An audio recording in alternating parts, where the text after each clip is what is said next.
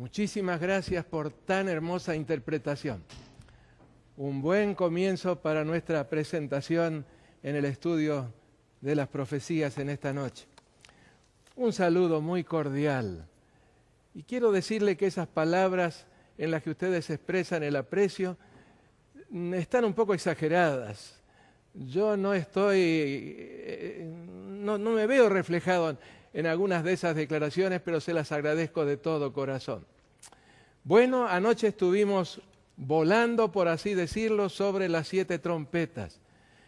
Pasamos como si fuera una exhalación sobre ellas, pero aquellos que experimentaron las 7 trompetas como castigo de Dios, no las sintieron en esa forma. De estas trompetas hay mucho para decir. Y yo me imagino que como la explicación fue tan corta, tan superficial, algunos pueden haber quedado con la idea de que quién sabe si esa interpretación es la correcta. Pero déjenme decirles que tenemos detrás la colaboración, el esfuerzo, el estudio de muchos hombres de Dios, especialmente desde la Reforma en adelante, que captaron, dirigidos por el Espíritu de Dios, perfectamente el significado de estas profecías. A quien vemos en la pantalla ahora es a Alarico, el jefe de los godos en la primera trompeta, el hombre que humilló a Roma hasta el polvo. Seguimos avanzando con la segunda trompeta, la trompeta de Genserico, el jefe de los vándalos, el que destruyó totalmente el poderío romano en el mar. Roma realmente dominaba el mar Mediterráneo, pero con la actuación de estos hombres, Genserico y los vándalos, terminó el poder que había caracterizado a Roma. Con la tercera trompeta tenemos a los hunos, y por allí les estoy presentando una instantánea de Atila, el jefe de los hunos. Bueno, ustedes saben que no pudo haber sido una instantánea, sino simplemente el hecho de que alguien en su tiempo pintó la imagen de este hombre, que no inspira, por supuesto, ninguna confianza. Seguimos avanzando y llegamos a la cuarta trompeta, la trompeta que terminó totalmente con el Imperio Romano. Cayó estrepitosamente en el año 476. Las 2 trompetas siguientes, interesantísimas como lo son, de largo contenido en su explicación, 12 versículos para la quinta trompeta y nada menos que 9 versículos para la segunda, es realmente una descripción fascinante. ¿Cómo fue que surgió el poderío musulmán, el Islam? Y en la diapositiva que están viendo ustedes ahora, comprenderán que fue la primera vez que se usó la pólvora en la historia de la humanidad en el sentido de conquista.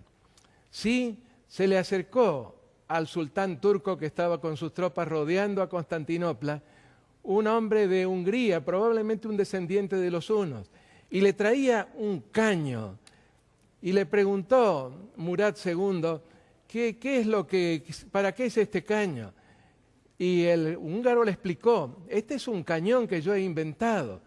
Y explicó, por la boca se lo carga, aquí tiene un huequito para una mecha, hay que colocarle pólvora también, y de esa manera se producen explosiones que pueden causar gran daño. Y por primera vez fue allí que se empleó la pólvora contra los muros de Constantinopla, y realmente, a pesar de que esos cañones eran totalmente inseguros, a veces podían darse vuelta y disparar hacia atrás. Por eso apenas se encendía la mecha había que correr en todas direcciones, por las dudas ocurriera un accidente de esa naturaleza. Bien, después vimos a los turcos en una muy rápida reseña. Hubo un tiempo, más de 300 años en Europa, que ningún poder, nadie movía un dedo sin la autorización de los turcos. Y finalmente llegamos al momento de la 7ª trompeta, la trompeta bajo la cual van a caer también las 7 plagas postreras, con el regreso del Señor Jesús, terminado su ministerio en el santuario celestial. Hay tantas cosas que podría contarles acerca de las trompetas, pero tenemos que seguir adelante. Y nuestro tema esta noche es un tema muy interesante basado en el capítulo 12 del libro del Apocalipsis. El tema es el cautivante misterio del dragón y de la mujer vestida del sol, o también se lo puede titular como la biografía del dragón escrita por el Señor Jesucristo. Apocalipsis capítulo 12. En ese capítulo aparece un resumen biográfico por demás interesante en 6 escenas distintas. Entre estas escenas, la primera apunta a la primera expulsión de Satanás de las cortes celestiales, en los versículos 7 y 8. En segundo lugar, su intento de quitar la vida a Cristo, esto en los versículos 4 y 5. Viene entonces su segunda expulsión del cielo cuando Cristo murió en la cruz, en los versículos 9 y 10. Y finalmente avanzamos a las 3 últimas escenas en el capítulo 12, que son su persecución contra la iglesia durante 1260 años, su autoconfinamiento a la tierra con gran ira por la victoria del remanente, que aparece en los versículos 11 y 12, y finalmente su ataque final contra el remanente en el versículo 17. Bueno, sin más preámbulo, vamos a pasar ahora al montaje del escenario, los personajes de la acción, quienes fueron la mujer y el dragón. ¿Cuál es la descripción de la mujer? Dice el capítulo 12, versículo 1, apareció en el cielo una señal, una mujer vestida del sol, con la luna debajo de sus pies y sobre su cabeza una corona de 12 estrellas. ¿A qué momento corresponde esto? A la transición entre los 2 testamentos, porque estar parada sobre la luna está indicando todo el contenido anticipatorio, preparatorio para la venida del Señor Jesús en el Antiguo Testamento. Vestida del sol, el Evangelio pleno, y la corona de 12 estrellas, no otra cosa que una representación de los apóstoles que habrían de llevar ese mensaje representado por el sol, el mensaje pleno del Evangelio a todo el mundo. En cuanto a la descripción del otro personaje, me refiero al dragón. Dice en el capítulo 12, versículo 3, también apareció otra señal en el cielo. He aquí un gran dragón escarlata, que tenía 7 cabezas y 10 cuernos, y en sus cabezas 7 diademas, y su cola arrastraba la tercera parte de las estrellas del cielo y las arrojó a la tierra. Claro, la pregunta que surge entonces es, ¿cuándo fue que el dragón adquirió estas características? Nos ayuda el capítulo 13 explicándonos un poco cuándo fue que surgió, por lo menos la primera cabeza. Aparece el dragón nuevamente en el capítulo 13, pero en esta ocasión aparece con rasgos que hacen de su apariencia un monstruo híbrido, una bestia híbrida, porque menciona que tenía un aspecto general de leopardo, las garras o las patas como de oso, y la cabeza o las cabezas como cabeza de león. Esto nos lleva a los mismos poderes que aparecen representados en Daniel capítulo 7, pero en orden inverso. Fue en el tiempo de Nabopolassar y su hijo Nabucodonosor II, cuando con la fundación de Babilonia surgió la primera de las cabezas. Ese primer imperio universal duró solamente 66 años, entre los años 605 y 539 antes de Cristo. Esa fue la primera de las cabezas. Ahora bien, las cabezas a partir de la quinta, según nos menciona el capítulo 13, el versículo 1, se vuelven blasfemas. ¿Qué es una blasfemia?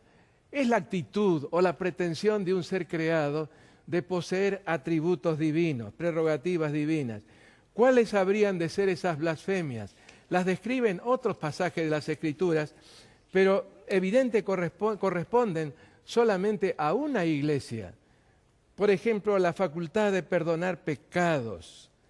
Desde 1215 apareció esta facultad en la iglesia a la cual se está describiendo.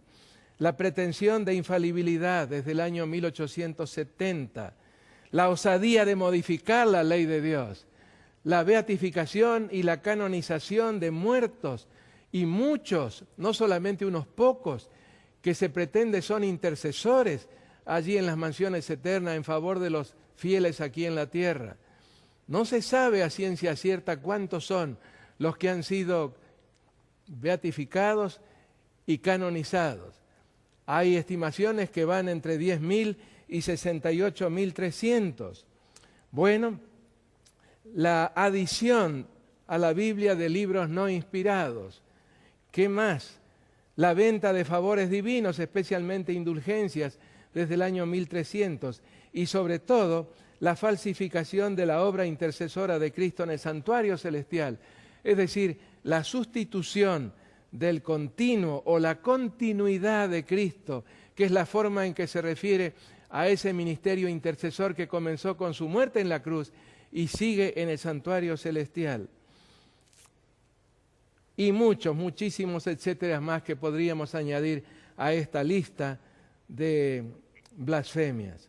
Bueno, comienza la acción. Ahora ya tenemos los personajes, hemos definido algunas características, comienza la acción y la primera escena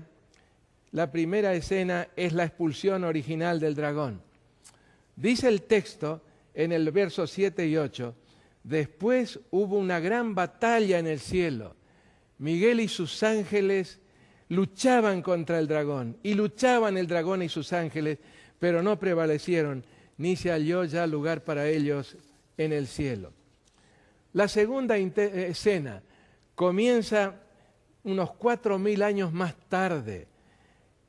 Es el intento de quitarle la vida al niño de Belén. Nos dice el texto que la mujer estaba para dar a luz. Es decir, a fines del siglo I antes de Cristo, en tiempos del Imperio Romano. Y de la mujer nos dice el versículo 2 que estaba encinta, clamando con dolores de parto en la angustia del alumbramiento. Y en la escena aparece ahora el dragón. Se paró frente a la mujer que estaba para dar a luz a fin de devorar a su hijo tan pronto como naciese, según el verso 4. Pero no resultó exitoso su intento, porque dice el verso 5, y ella dio a luz a un hijo varón que regirá con vara de hierro a todas las naciones, y su hijo fue arrebatado para Dios y para su trono. Ahora repasando las dos primeras escenas biográficas del dragón. La primera, en los versos 7 y 8, nos habla algo acerca de la prehistoria del pecado. Muy poco sabemos de la prehistoria del pecado, salvo a través de Isaías 14 y Ezequiel 28. Estas escenas ocurrieron hace unos 6.000 años atrás. Me refiero a esa lucha entre Miguel y sus ángeles y el dragón y sus ángeles. Y la segunda de estas escenas, en los versos 3 y 4, lo enfoca unos 4.000 años más tarde, como dijimos recién, en su intento de quitarle la vida al Jesús en su niñez. En esta escena el dragón es descrito como teniendo 7 cabezas, todas ellas con coronas, y 10 cuernos sin coronas. Corresponde al tiempo en que Roma era la dueña del mundo. Y ahora sí pasamos a la tercera escena, la segunda expulsión de Satanás de la presencia de Dios. Nos dice el verso 9, y fue lanzado fuera el gran dragón, la serpiente antigua que se llama Diablo y Satanás, el cual engaña al mundo entero. Fue arrojado a la tierra y sus ángeles fueron arrojados con él. Y en el verso 10, entonces oí una gran voz en el cielo que decía, ahora ha venido la salvación, el poder y el reino de nuestro Dios y la autoridad de su Cristo, porque ha sido lanzado fuera el acusador de nuestros hermanos, el cual los acusaba delante de nuestro Dios día y noche. ¿Cuándo? ¿A qué momento corresponde? A la muerte de Cristo sobre la cruz. ¿Qué logró el Señor con su muerte sobre la cruz?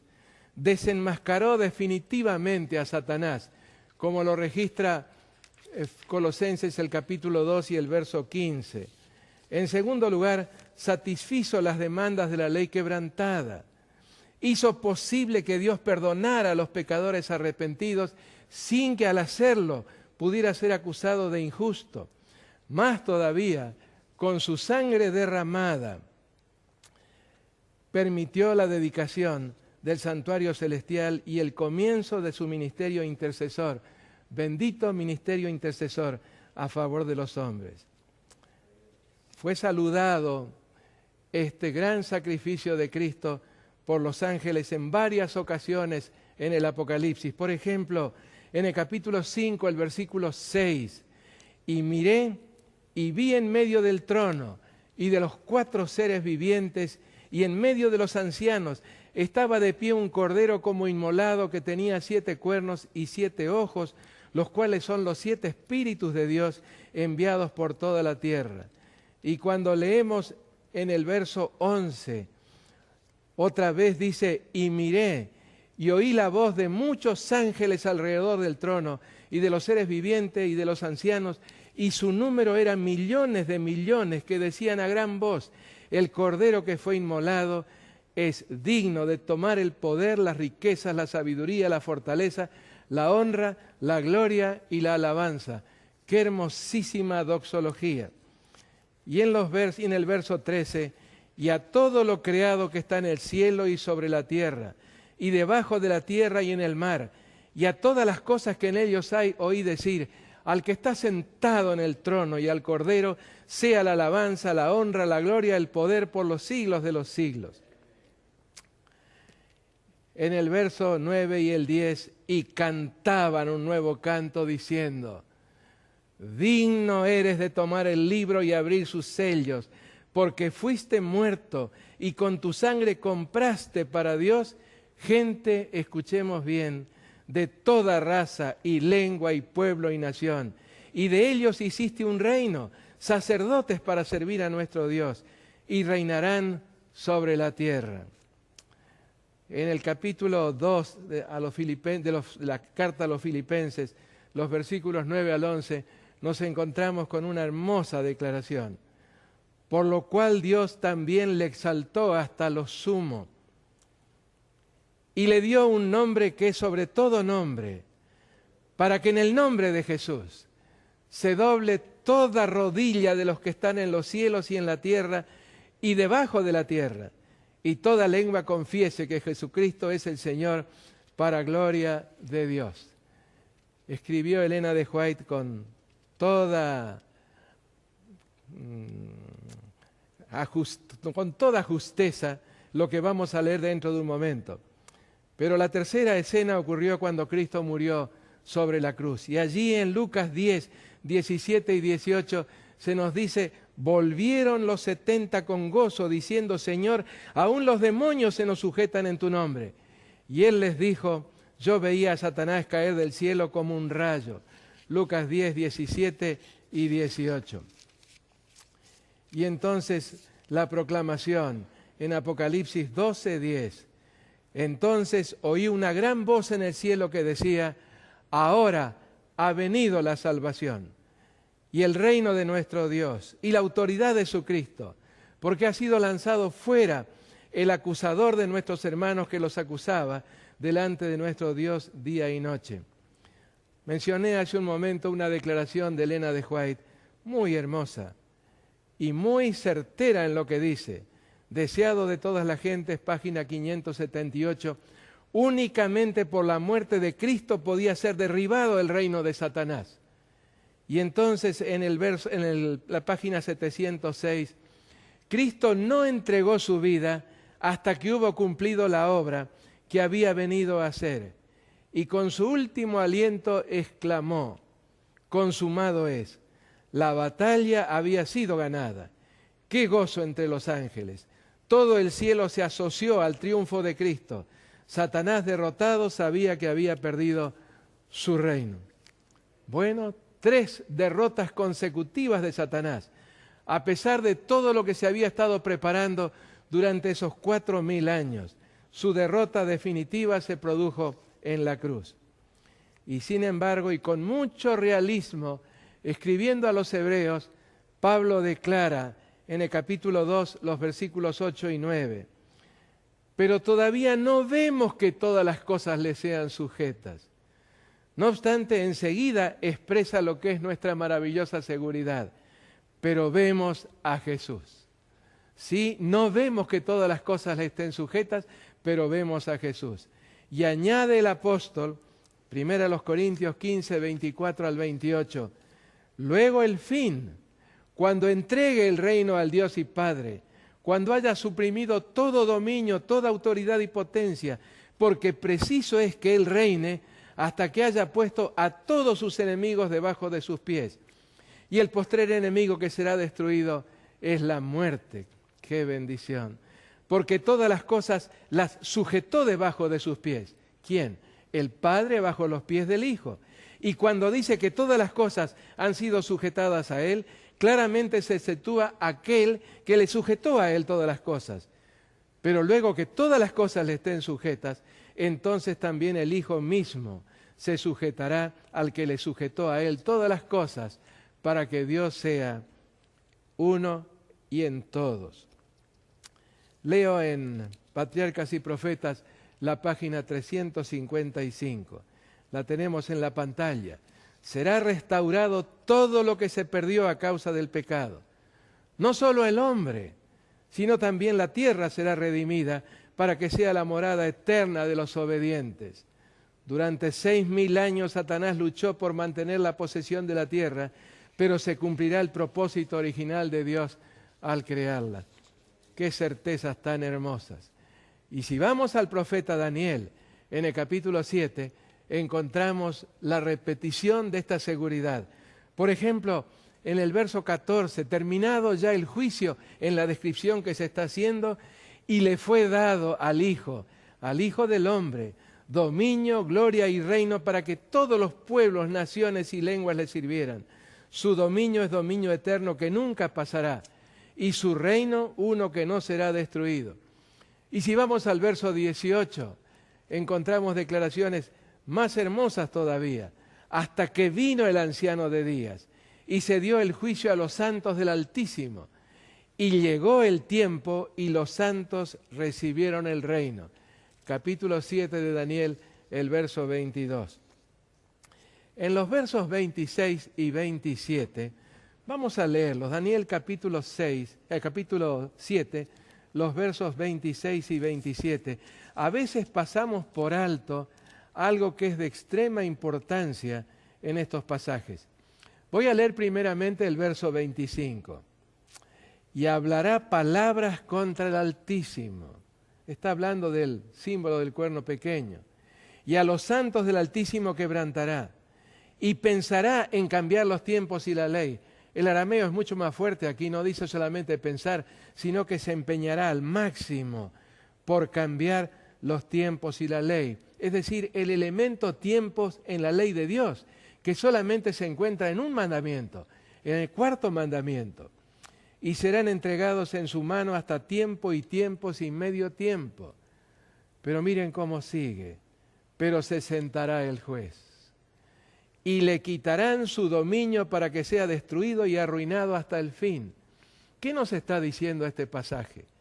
Que cuando el juicio investigador, ese juicio evaluador de los caracteres humanos, estuviera llegando a su conclusión, este poder, representado por el cuerno pequeño, alcanzaría dominio mundial. Y realmente estamos viviendo en los momentos anticipados en este pasaje. Porque vuelvo a leer el versículo 26, se sentará el juez y le quitarán su dominio para que sea destruido y arruinado hasta el fin.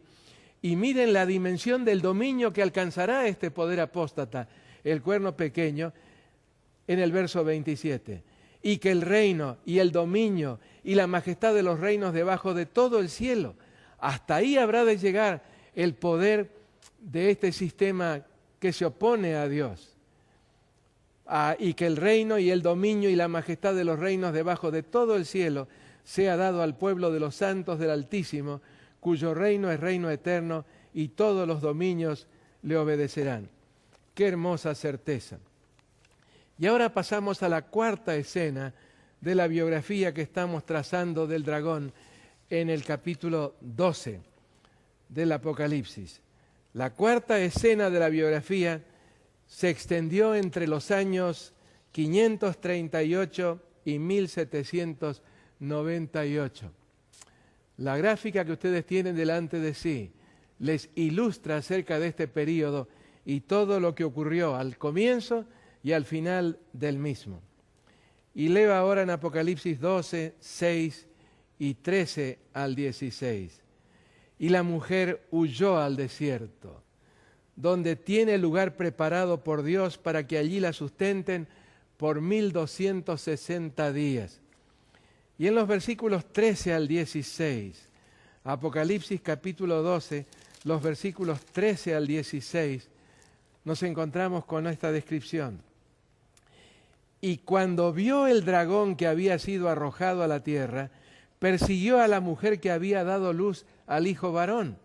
Esto, por supuesto, corresponde a la tercera escena, que es cuando pierde su dominio sobre la tierra y un nuevo representante de este planeta nos representa delante de Dios, Cristo Jesús. Cuando vio el dragón que había sido arrojado a la tierra, persiguió a la mujer que había dado luz al hijo varón. Y se le dieron a la mujer las dos alas de la gran águila, para que volase de delante de la serpiente al desierto, a su lugar, donde es sustentada por un tiempo y tiempos y la mitad de un tiempo. ¿Sí? Montañas, lugares desérticos, bosques, sirvieron de refugio a la iglesia durante este terrible periodo del tiempo, tiempos y la mitad de un tiempo, o 1260 años. Y fíjense lo que ocurrió ahora en el versículo 15. Y la serpiente arrojó de su boca tras la mujer agua como un río para que fuese arrastrada por el río. Pero ocurrió algo. ¿Qué ocurrió? Pero la tierra ayudó a la mujer, pues la tierra abrió su boca y tragó el río que el dragón había echado de su boca. ¿Cómo fue que ocurrieron las cosas para que tal cosa se produjera? Sí, fueron 1260 años de gran persecución. Satanás muy cerca de la victoria que tanto anhelaba, pero fue derrotado otra vez. ¿Y por qué fue derrotado?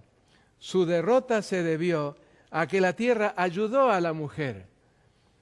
¿Cómo lo hizo? Abrió su boca y tragó el río que el dragón había echado de su boca. ¿Cómo hizo la tierra para absorber ese río?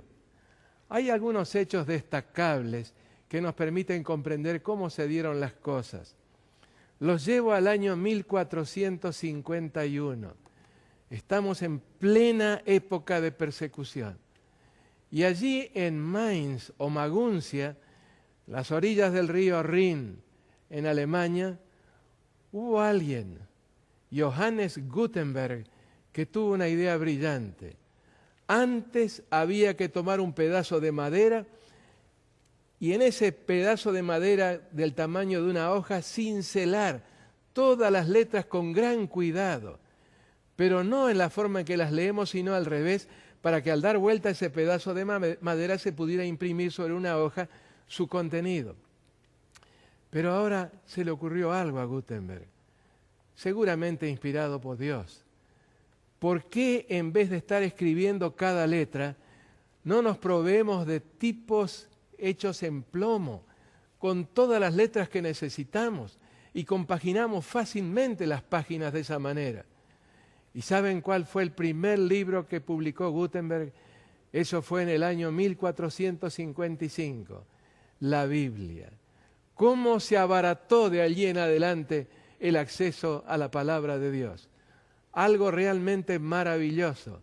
Y si las 95 tesis de Lutero, que él clavó en la puerta de la abadía del castillo de Wittenberg ese 31 de octubre del año 1517, si ese documento en 2 semanas se leía en toda Europa, fue precisamente gracias a la imprenta de tipos movibles. Pero hubo algo más. En 1492, ¿recuerdan ustedes ese 12 de octubre? Se descubrió América y la porción norte de América muy pronto se transformó en un refugio para los perseguidos por motivos de conciencia. Pero había también necesidad de tierras en el continente europeo. Y la reforma, esa reforma que fue llevada adelante por tantos monjes, por tantos sacerdotes, que habían aprendido en la palabra de Dios lo que significa la salvación, esa reforma hizo que en Europa surgieran tierras en las cuales los perseguidos pudieran tener auxilio, pudieran tener refugio.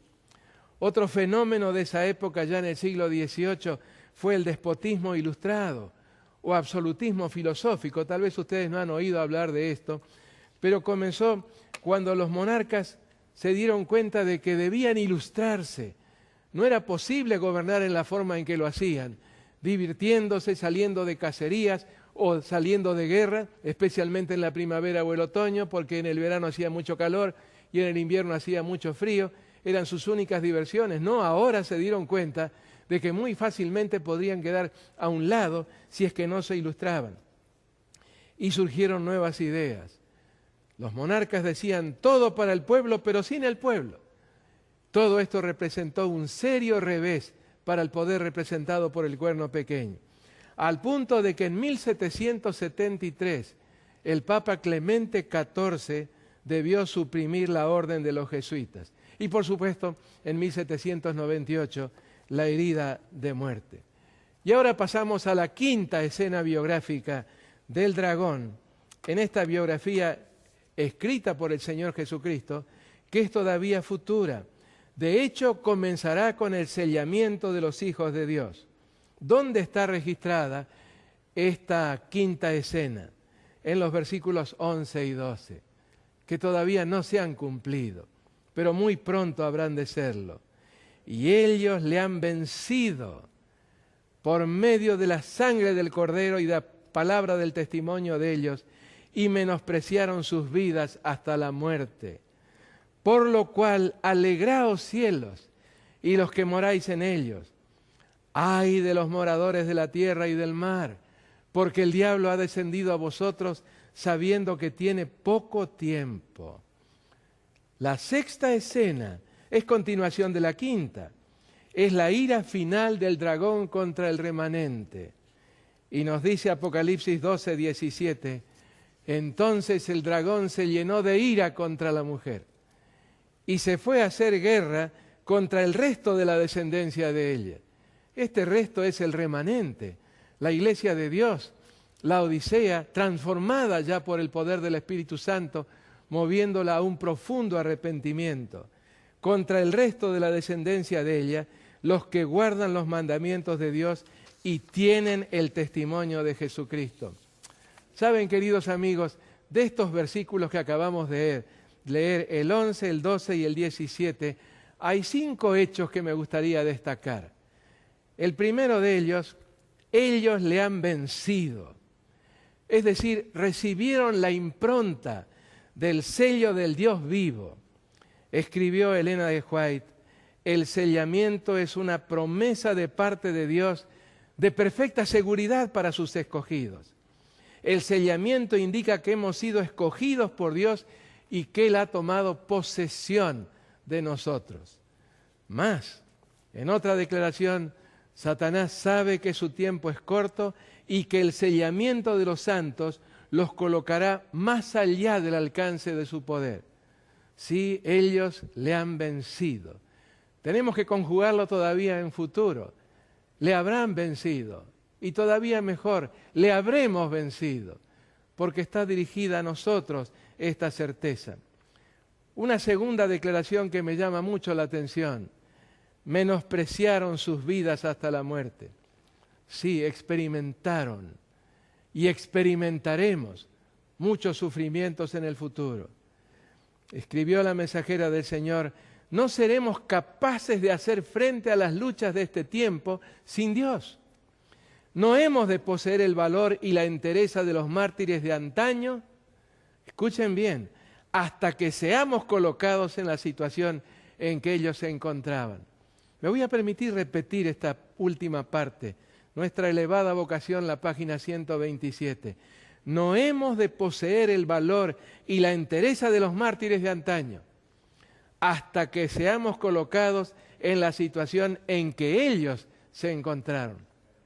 ¿No nos llena de certeza y de consuelo? A veces vivimos angustiados pensando en la persecución y pensando que tal vez no podremos sobrevivir a la misma y que quién sabe no llegaremos aún a apartarnos de Dios. frente a las graves pruebas que tendremos que enfrentar. No hay razón para sentirnos así. Cuando llegue el momento, Dios nos va a capacitar como capacitó a esos millones que en tiempos anteriores, en las 2 tribulaciones previas, dieron su vida antes de renunciar a sus convicciones. La tercera frase, el diablo ha descendido a vosotros con gran ira sabiendo que tiene poco tiempo. ¿Qué quiere decir esto? Que Satanás a este punto dejará de molestar a los habitantes de los mundos no caídos. ¿Por qué? Porque terminado el sellamiento, comprende que su única posibilidad de subsistencia consiste en la destrucción total del pueblo de Dios. Por otro lado, sabe que concluido su ministerio intercesor, Cristo será coronado. Es la primera coronación, la coronación temporaria, provisoria de Cristo como Rey. Y todo el cielo va a exclamar, aleluya, porque el Señor nuestro Dios Todopoderoso reina. Eso está ilustrado en el capítulo 19 con las bodas del Cordero. Cristo recibe la capital de su reino y plena autoridad, contando ya con el respaldo de la evidencia documental y la evidencia viviente, con plena autoridad para intervenir en los destinos de este planeta. Y es el momento en que comienzan a caer las plagas finales y el regreso de Cristo. En Primeros Escritos, la página 290, leo: recluido en la tierra, Satanás no tendrá ocasión de ir a otros planetas para tentar y molestar a quienes no han caído. ¿Podemos ver en esto una tercera expulsión? No. Quien se autoconfina en este planeta es el mismo Satanás, porque sabe que le queda poco tiempo. Ese poco tiempo no es desde la muerte de Jesús.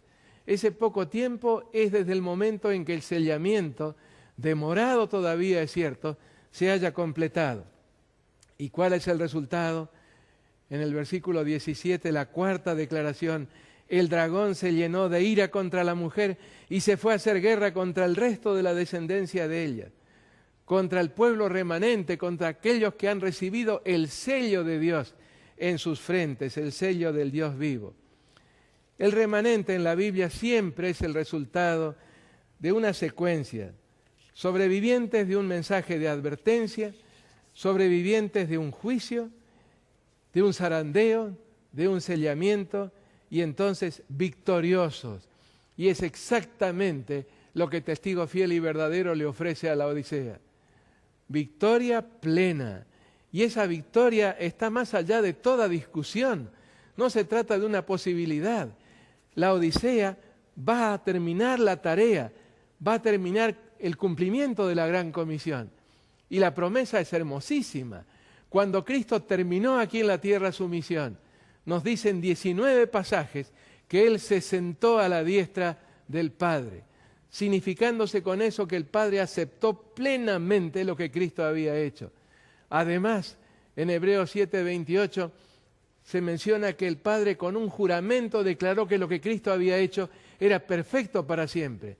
Y ahora la promesa para la Odisea: se sentarán conmigo en mi trono, así como yo me he sentado con mi Padre en su trono, indicando la aprobación plena de la forma en que la Odisea terminó la tarea de la predicación del Evangelio aquí en la tierra. Y la última declaración: los que guardan los mandamientos de Dios y tienen el testimonio de Jesucristo. Y cuando vamos al capítulo 19, el verso 10, el testimonio de Jesucristo es el espíritu de la profecía. Ahora, ¿por qué recién en el verso 17 se indican estas dos características del pueblo de Dios? ¿Acaso los adventistas no las tenemos ya? La razón es muy sencilla y a la vez que muy solemne. Confrontados con la obligación de guardar un falso día de reposo, bajo amenaza de muerte, recién entonces se sabrá quiénes guardan realmente los mandamientos de Dios. Y por otro lado, sacudidos por muchas interpretaciones falsas y desorientadoras de las profecías, que circularán con el apoyo de toda clase de manifestaciones espiritistas, el falso profeta, se sabrá quiénes tienen verdaderamente el testimonio de Jesucristo. ¿Y termina aquí la biografía del dragón por parte de Jesucristo? No, quedan todavía 2 escenas, y esas 2 escenas muy impresionantes que llevan esta vida de rebelión a su exterminio, aparecen en el capítulo 20. ¿Cuáles son estas 2 escenas? El encadenamiento de Satanás por un lapso de 1000 años. Dice Apocalipsis 20, los versículos 1 al 3. Vi a un ángel que descendía del cielo con la llave del abismo y una gran cadena en la mano, y prendió al dragón, la serpiente antigua, que es el diablo y Satanás, y lo ató por 1000 años, y lo arrojó al abismo, y lo encerró y puso su sello sobre él, para que no engañase más a las naciones, hasta que fuesen cumplidos 1000 años, y después de esto debe ser desatado por un poco de tiempo. Los artistas han tratado de reproducir esta escena, pero no alcanzan a mostrarla en toda su magnitud. Así que la 7ª escena en la biografía de Satanás, escrita por Jesucristo, del momento que el Apocalipsis es la revelación de Jesucristo, consiste en su apresamiento, su encadenamiento, una cadena de circunstancias. Y usted me dice, ¿y qué quiere decir con una cadena de circunstancias? Sencillamente no habrá sobre este planeta nadie a quien tentar. Los moradores de la tierra, aquellos que rechazaron las providencias de la salvación para ellos, serán cadáveres sobre este planeta. Y los hijos de Dios, ¿dónde estaremos? En la morada de Dios, durante nada menos que 1000 años. El diablo no tendrá la oportunidad de tentar a nadie. Tendrá sí la oportunidad de meditar en todo lo que hizo y de evaluar su instigación y al mismo tiempo su responsabilidad en todo lo que hizo. Esta expresión del Nuevo Testamento que acabamos de leer, junto con otras del Antiguo, significan una duración determinada por la naturaleza del objeto o sujeto al cual se refieren. ¿A qué me refiero? A esa frase final en el versículo 10, donde dice, y el diablo que los engañaba fue lanzado en el lago de fuego y azufre, donde estaban la bestia y el falso profeta. ¿Desde cuándo estaban allí? Desde el comienzo del milenio. Y serán atormentados día y noche por los siglos de los siglos. Tal vez recordarán que contestando una pregunta anoche hicimos notar que esa duración depende de la naturaleza del objeto al cual se le aplica el fuego en este caso. Mientras haya algo para arder, ese fuego va a durar, después se va a apagar definitivamente. Así lo dice Malaquías en su profecía en el capítulo 4. ¿Por qué aquí viene el día ardiente como un horno? Y todos los soberbios y todos los que hacen maldad serán estopa.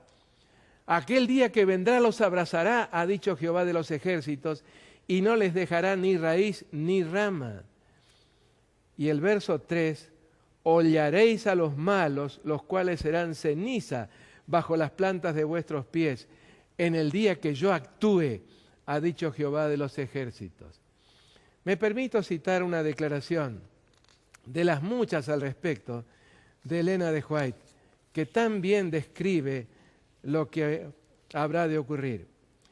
Nuevamente mi atención fue dirigida hacia la tierra. Los impíos habían sido destruidos y sus cadáveres yacían por el suelo. La ira de Dios se había derramado sobre los habitantes de la tierra mediante las 7 plagas postreras, que les habían hecho morderse la lengua de dolor y maldecir a Dios. Los falsos pastores habían sido el objeto especial de la ira de Dios. Aún estando en pie se habían consumido sus ojos en sus órbitas y sus lenguas en sus bocas. Estas son palabras de Zacarías que están parafraseadas. Después de ser librados los santos por la voz de Dios, los impíos se volvieron unos contra otros. La tierra parecía inundada de sangre y cubierta de cadáveres de uno a otro con fin. Por 1000 años Satanás contemplará el triste fruto de toda su obra, toda la destrucción, todo el dolor, el fracaso de su acción empedernida. fruto de un orgullo insensato, desmesurado. Ese fue el pecado de Satanás. Presa del vértigo, cautivo de una ambición desenfrenada, quiso ser igual a Dios. Olvidando la devoción y la gratitud que debía al autor de todo bien y su hacedor, Satanás intentó usurpar los derechos de Dios. Llegó el momento en que la iniquidad encontró cabida en su corazón, en el corazón de este ángel poderoso. Es lo que la Biblia llama el misterio de iniquidad. Y yo quiero que contemplemos este gran contraste. Daniel capítulo 12, versículo 1. En aquel tiempo se levantará Miguel, el gran príncipe que está de parte de los hijos de tu pueblo. Y será tiempo de angustia cual nunca hubo, desde que hubo gente hasta entonces. Pero en aquel entonces será libertado tu pueblo, todos aquellos cuyos nombres se encuentren escritos en el libro. ¿En qué libro? En el libro de la vida. Y el contraste con 20:15, Apocalipsis 20:15. Y el que no se halló inscrito en el libro de la vida fue lanzado al lago de fuego. ¡Qué contraste! ¡Qué terrible este contraste!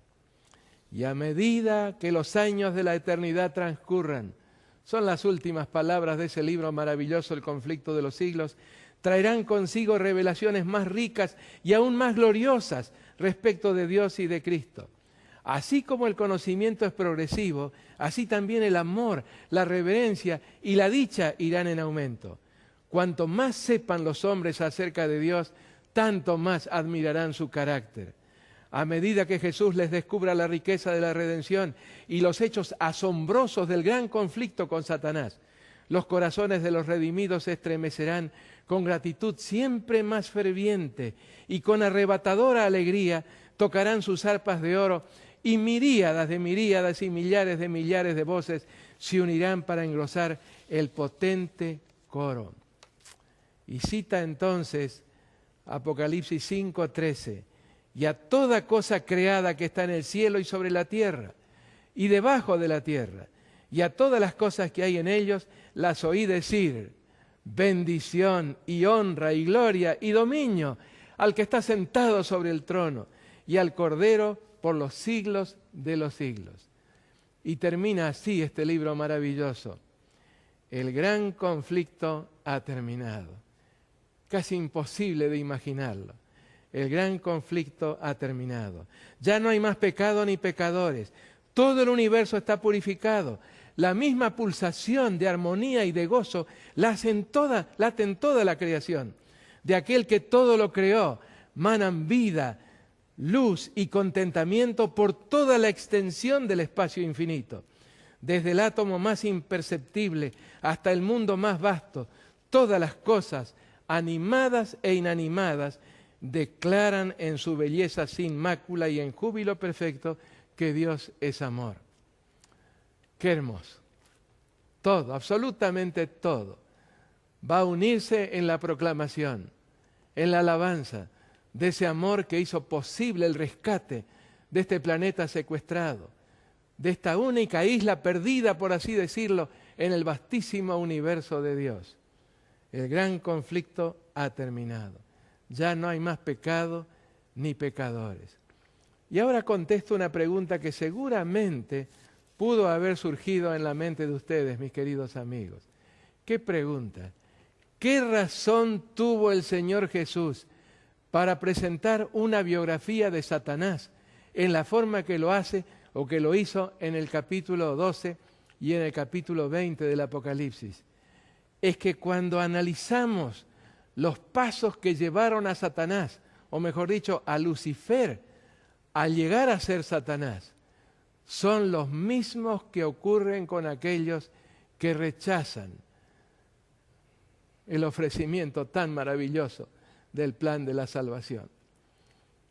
¿Cuántas veces el Señor dice que nos ha extendido lazos de amor, que ha tratado por todos los medios de alcanzarnos? Pero nosotros, muchos de nosotros, pensamos dejarlo para más adelante, para algún otro momento. Y ese momento quizás nunca llegue.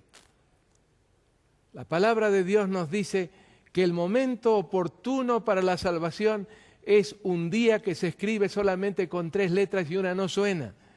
¿Cuál es ese día? Hoy. Si hoy oyereis su voz, no endurezcáis vuestros corazones. Queridos amigos y hermanos, no endurezcamos nuestros corazones. No pudieron entrar tantos de los israelitas que salieron de Egipto rumbo a la tierra prometida, sencillamente por incredulidad, por la dureza de sus corazones. ¿Les parece bien que allí donde ustedes están, y yo desde aquí, nos unamos en una plegaria, que más que una plegaria será un canto de alabanza al Señor, por su gran misericordia, por su gran amor? Amado Padre que moras en los cielos, cuánto amor, cuánta misericordia. ¿Cómo diste a tu Hijo para que viniera a morir por nosotros en la cruz? Cuánta condescendencia y cuánta magnanimidad. Y especialmente, Padre, el habernos revelado todas estas profecías, mostrándonos que tienes un plan y que este plan está próximo, este plan de amor, este plan de misericordia está próximo a cumplirse en su plenitud. Ayúdanos a despertar de nuestro sueño. Ayúdanos a abrir nuestros ojos a la realidad que nos rodea. Y Padre querido, a terminar la tarea tan demorada que diste a tu pueblo. ¿Cuánto tiempo hace que podríamos estar ya en las mansiones eternas y todavía estamos aquí? Pero va a llegar un día muy próximo en que esto será una realidad. Y con todos mis hermanos, con todos mis amigos que nos están sintonizando, quiero encontrarme para alabar al Señor Jesús por todos los siglos y a su Padre por todo lo que han hecho por nosotros. Que así sea, en el nombre de Jesús. Amén. Y ahora, mis queridos amigos, les anticipo cuál es el tema que vamos a considerar juntos mañana.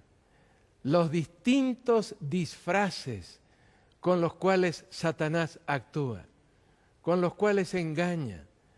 Vamos a encontrar uno de esos disfraces en el capítulo 12 y vamos a encontrar dos de ellos en el capítulo 13.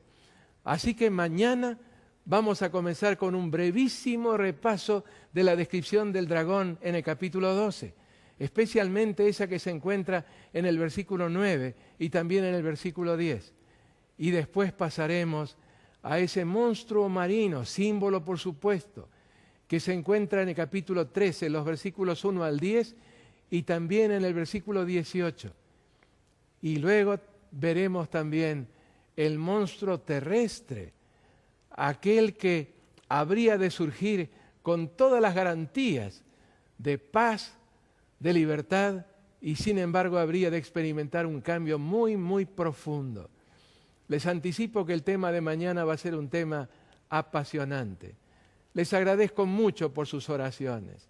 Les agradezco mucho por sus palabras de estímulo. Y créanme, también estoy orando al Señor por todos ustedes, a pesar de que no los veo, pero sé que están allí. Un fuerte abrazo. Amén.